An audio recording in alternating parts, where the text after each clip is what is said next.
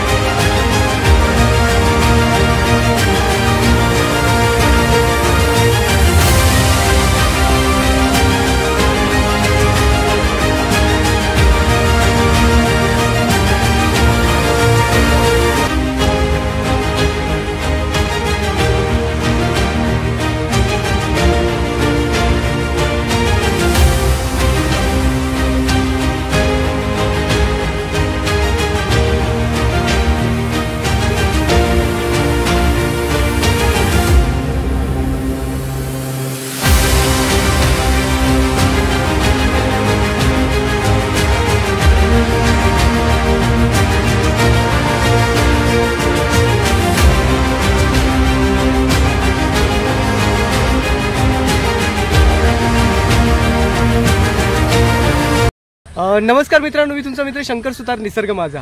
मित्रांनो, आज रविवार आणि रविवार म्हटलं तर आरीच्या जंगलात असू श्रमदान करण्यासाठी. आणि इथे दुर्गानगर आहे. या दुर्गानगरच्या इथे आजूबाजूला जे मैदान आहे त्या मैदानात 320 झाडं लावण्याचा प्रयत्न चालू आहे वन खात्याच्या माध्यमातून.